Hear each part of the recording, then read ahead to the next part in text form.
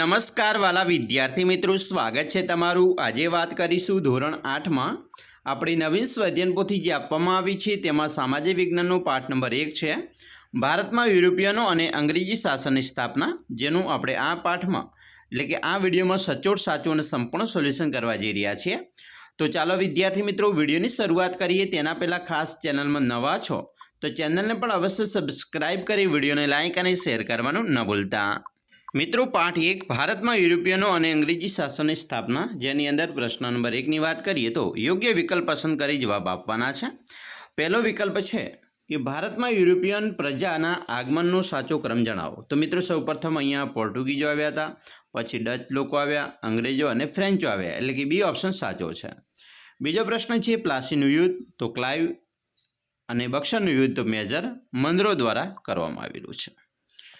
ત્રીજો પ્રશ્ન છે મૈસૂર વિગ્રહ બાબતે કયું વિધાન સાચું નથી? તો પ્રથમ યુદ્ધમાં સાલબાઈની સંધિ થઈ એ સાચું નથી।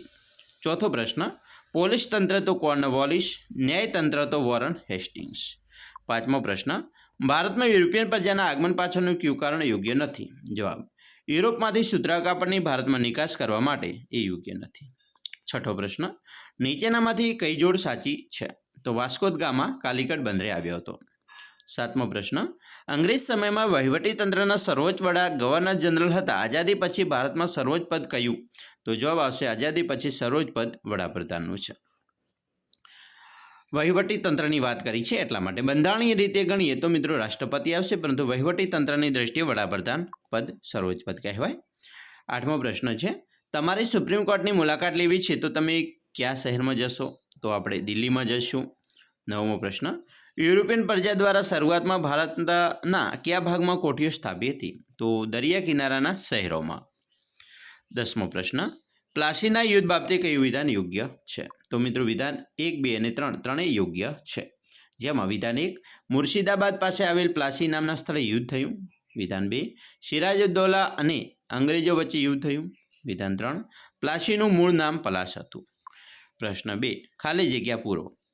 પહેલો પ્રશ્ન એટલે કે પહેલી ખાલગ્યા મૈસૂર ખાલગ્યાના નેતૃત્વમાં સૌથી શક્તિશાળી રાજ્ય બન્યું? તો જવાબ આવશે હૈદર અલી।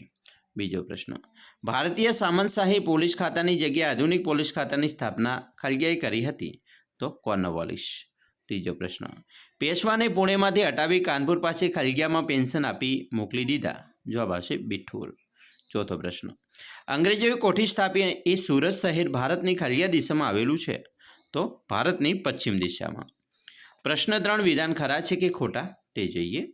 પહેલું વિધાન છે શાહજહાંએ અંગ્રેજોને બંગાળ, બિહાર અને ઓડિશામાં મુક્ત વ્યાપારની છૂટ આપી હતી? તો આ વિધાન સાચું છે।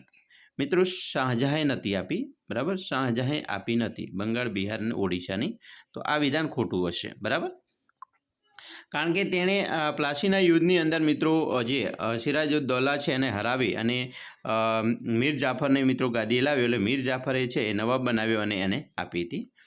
ચાલો બીજો પ્રશ્ન અંગ્રેજો ઇંગ્લેન્ડના ભોગે ભારતને ધનવાન કરવા માગતા હતા? તો અહીંયા મિત્રો આ ખોટું વિધાન છે। ત્રીજું ફોર્ટ વિલિયમ કોલેજ એક તાલીમ સંસ્થા તરીકે સ્થાપવામાં આવી હતી? તો આ વિધાન સાચું છે। ચોથું દક્ષિણ ભારતમાં વિજયનગર પછી મૈસૂર શક્તિશાળી રાજ્ય હતું? તો આ વિધાન પણ સાચું છે। અને 5 ફ્રેન્ચોનું મુખ્ય મથક સુરત હતું? તો આ વિધાન ખોટું છે। પ્રશ્ન મિત્રો 4 છે મને ઓળખો, જેમાં પહેલું વિધાન છે હું પ્લાસીની લડાઈમાં અંગ્રેજ સેનાનો વડો હતો? તો રોબર્ટ ક્લાઇવ।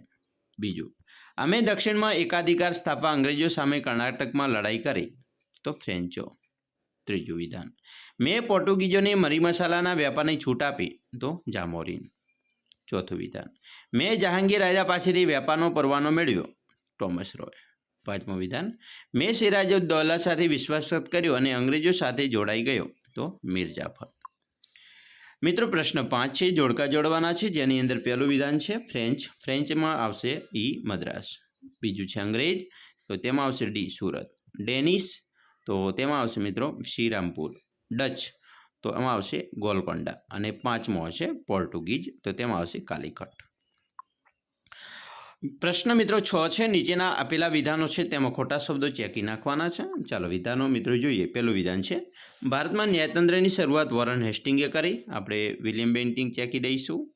બીજું, ભારતીયો લશ્કરમાં સુબેદારથી ઊંચો હોદ્દો મેળવી શકતા નહોતા, કોન્સ્ટેબલ ચેકી દઈશું. ત્રીજું, ભારતમાં સૌથી સફળ અંગ્રેજો થયા, ફ્રેન્ચો ચેકી દઈશું. ચોથું, ભારતમાં પ્રથમ ઈસ્ટ ઇન્ડિયા કંપનીની સ્થાપના થઈ હતી, ફ્રેન્ચ ઈસ્ટ ઇન્ડિયા નહીં. 5, ભારત આવવા માટે મિત્રો આફ્રિકા ખંડની પ્રદક્ષિણા કરીને આવવું પડતું હતું, યુરોપ નહીં. પ્રશ્ન 7 છે, નીચેના પ્રશ્નોના જવાબ 1-2 વાક્યમાં લખો, જેમાં પહેલું વિધાન છે, કયા કયા યુરોપિયન દેશોએ ભારત આવવાનો જળમાર્ગ શોધવા માટે પ્રયત્ન કર્યા હતા? કોને પ્રથમ સફળતા મળી? જવાબ, યુરોપના પોર્ટુગલ, સ્પેન, હોલેન્ડ વગેરે રાષ્ટ્રોએ ભારત આવવાનો જળમાર્ગ શોધવા માટે પ્રયત્નો કર્યા. તેમાં પોર્ટુગલના વાસ્કો દ ગામાને સફળતા મળી હતી. બીજો પ્રશ્ન, મૈસૂરમાં કયા કયા 2 શક્તિશાળી રાજાઓ થયા હતા? જવાબ, મૈસૂરમાં હૈદર અલી અને તેના પુત્ર ટીપુ સુલતાન આ બંને શક્તિશાળી રાજાઓ થઈ ગયા. 3, ભારતમાં સૌપ્રથમ અને સૌથી છેલ્લે કઈ યુરોપિયન પ્રજા આવી? જવાબ, ભારતમાં સૌપ્રથમ પોર્ટુગીઝ અને સૌથી છેલ્લે ફ્રેન્ચ યુરોપિયન પ્રજા આવી હતી. ચોથો પ્રશ્ન, અંગ્રેજોએ કયા 2 પ્રકારની કોર્ટની સ્થાપના કરી? જવાબ આવશે, અંગ્રેજોએ દીવાની અને ફોજદારી એમ 2 પ્રકારની કોર્ટની સ્થાપના કરી. પ્રશ્ન મિત્રો 8 છે. નીચેના પ્રશ્નોના જવાબ 3-4 વાક્યમાં લખો, જેમાં પહેલો પ્રશ્ન છે, અંગ્રેજ સમયનું પોલીસ તંત્ર અને હાલના પોલીસ તંત્રની સરખામણી કરો. જવાબ, અંગ્રેજ સમયનું પોલીસ તંત્ર મુખ્યત્વે બ્રિટિશ હિતોનું રક્ષણ કરતું હતું અને તેમાં ભારતીયોને ઉચ્ચ હોદ્દાઓ પર સ્થાન નહોતું મળતું. તે સમયે પોલીસ દળ ઓછું વ્યવસ્થિત અને દમનકારી હતું, જ્યારે હાલનું પોલીસ તંત્ર લોકશાહી મૂલ્યો પર આધારિત છે, જે કાયદા અને વ્યવસ્થા જાળવીને નાગરિકોના અધિકારોનું રક્ષણ કરે છે. હાલમાં ભારતીય પોલીસ દળમાં વિવિધ હોદ્દાઓ પર ભારતીયોને સ્થાન મળે છે અને તે વધુ વ્યવસ્થિત અને આધુનિક બન્યું છે. બીજો પ્રશ્ન, અંગ્રેજોએ કયા કયા રાજાઓ સાથે યુદ્ધ કર્યા હતા? જવાબ, અંગ્રેજોએ ભારતમાં પોતાનું આધિપત્યત્વ સ્થાપિત કરવા માટે ઘણા રાજાઓ સાથે યુદ્ધ કર્યા હતા, જેમાં મુખ્યત્વે મરાઠા સરદારો, પેશવાઓ, મૈસૂરના શાસકો હૈદર અલી અને ટીપુ સુલતાન, બંગાળના નવાબ સિરાજુદ્દૌલા અને શીખ સામ્રાજ્યના રાજાઓ સાથે યુદ્ધ કર્યા હતા. ત્રીજો પ્રશ્ન, દ્વિમુખી શાસન પદ્ધતિ એટલે શું? જવાબ, દ્વિમુખી શાસન પદ્ધતિ એટલે એવી શાસન વ્યવસ્થા જેમાં સત્તાનું વિભાજન 2 જુદા જુદા સ્ત્રોતો અથવા તો સંસ્થાઓ વચ્ચે કરવામાં આવે. ભારતમાં અંગ્રેજોએ બંગાળમાં આ પદ્ધતિ દાખલ કરી હતી, જેમાં મહેસૂલ ઉઘરાવવાની સત્તા કંપની પાસે હતી, જ્યારે વહીવટી અને ન્યાયિક સત્તા નવાબ પાસે હતી. આના કારણે વહીવટી જવાબદારી નવાબ પર રહી, જ્યારે સત્તાનો ઉપયોગ અંગ્રેજો કરતા હતા.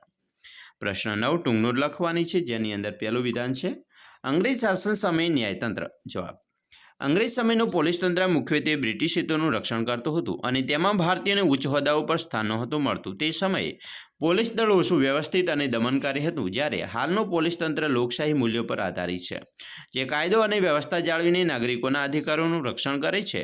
હાલમાં ભારતીય પોલીસ દળમાં વિવિધ હોદ્દાઓ પર ભારતીયોને સ્થાન મળે છે અને તે વધુ વ્યવસ્થિત અને આધુનિક બન્યું છે. પ્રશ્ન મિત્રો 2, અંગ્રેજ શાસન દરમિયાન ન્યાયતંત્રમાં સુધારા.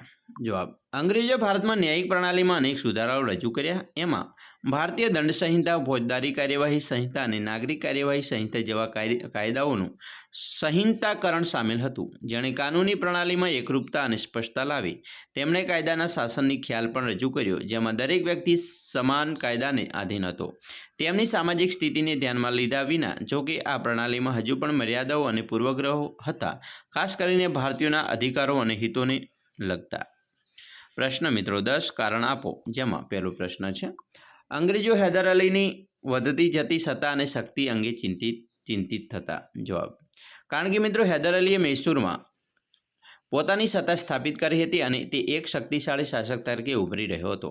તેણે પોતાની સેનાને યુરોપિયન પદ્ધતિથી તાલીમ આપી હતી અને શસ્ત્રનો સંગ્રહ કર્યો હતો. તે ફ્રેન્ચો સાથે સારા સંબંધો ધરાવતો હતો, જે અંગ્રેજો માટે ચિંતાનો વિષય હતો. બીજો પ્રશ્ન, બ્રિટિશ વહીવટીતંત્રને આધુનિક વહીવટીતંત્ર ગણવામાં આવે છે. જવાબ, કારણ કે તેમણે ભારતમાં વ્યવસ્થિત કાયદાઓ, ન્યાયતંત્ર, પોલીસ વ્યવસ્થા અને મહેસૂલી વ્યવસ્થાની સ્થાપના કરી હતી. તેમણે સિવિલ સર્વિસ જેવી વહીવટી સેવાઓ દાખલ કરી, જે મેરિટ આધારિત હતી. આ ઉપરાંત તેમણે રેલવે, ટપાલ સેવા, સંદેશાવ્યવહાર જેવી માળખાકીય સુવિધાઓનો વિકાસ કર્યો.